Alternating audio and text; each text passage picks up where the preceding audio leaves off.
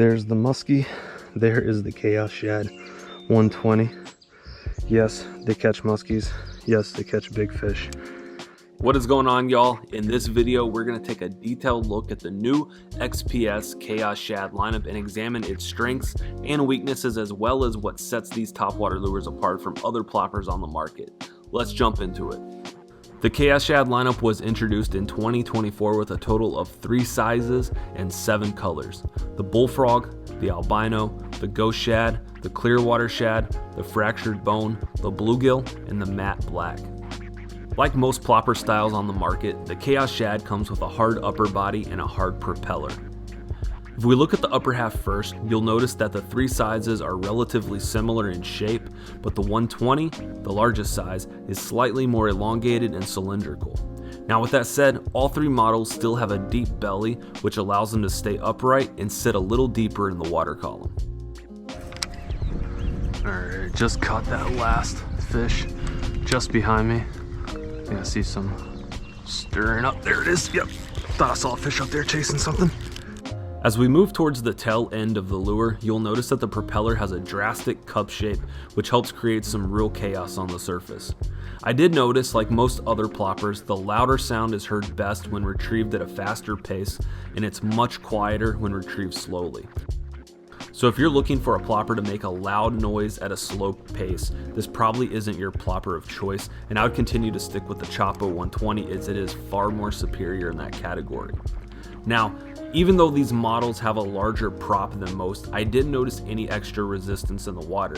In fact, I was able to fish this consistently over a range of retrieval methods. And for anyone who's interested, I also noticed a decent bubble trail left by the propeller as well.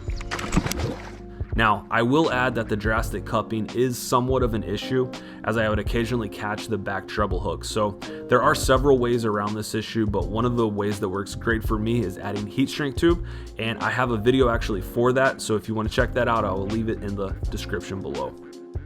With all hardtail propellers, I'm always a little leery in terms of durability, and I admit I was a little concerned about breaking the Chaos Shad's propellers as well, because I've had a lot of bad experiences with other hard prop baits like these here. Now with that said, considering how much I used this bait this past year, I'm really impressed with its durability because it held up against some really aggressive casting while also surviving some gnarly strong fish as well. Oh, that's a sick post side eat right there. As for the hooks, the 120 size comes with size 1/0 treble hooks, the 90 size comes with size 1 treble hooks, and the 75 size comes with size 4 treble hooks. As for the quality of the hooks, I was impressed and disappointed at the same time. On one hand, I had one of the worst hook bends I've ever seen from a smallmouth. In fact, the treble hook actually came unwelded altogether. Now, on the same token, the hooks on the 120 held up and helped me land a giant river muskie in current. Overall, in my opinion, I think the hooks are just average and you should probably look into upgrading, especially if you're targeting some serious sized predator fish.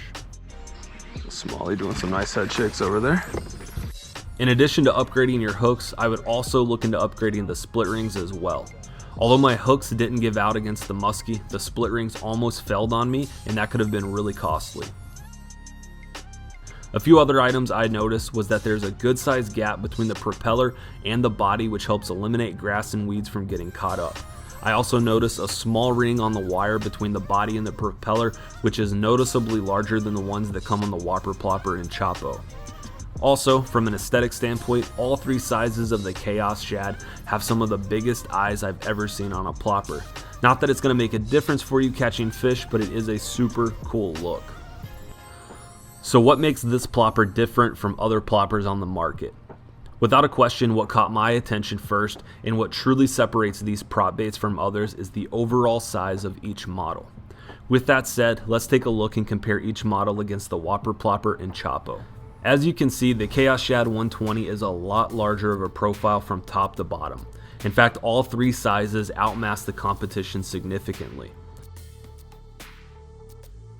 As you probably expect, the Chaos Shad also outweighs the competition as well.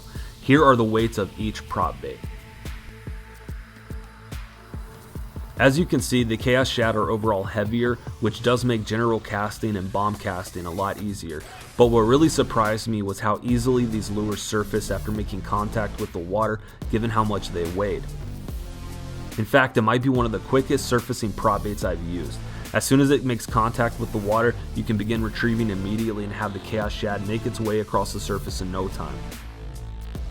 I'll say it again, what makes this prop bait different from others is that you can fish a similar length and sound as the competition, but you can add a much larger all-around profile in the water, and it will sit deeper in the water as well. If you're fishing in tough visibility conditions, or maybe your ecosystem just has larger bait fish, or perhaps you want to upsize for bass or downsize for fish like muskie, then the Chaos Shad might be an option for you. That's going to do it for this one. Let me know in the comments what you think of the Chaos Shad and if you were able to use it this past season or have plans on picking it up this year. As always, thanks for watching and keep on slinging.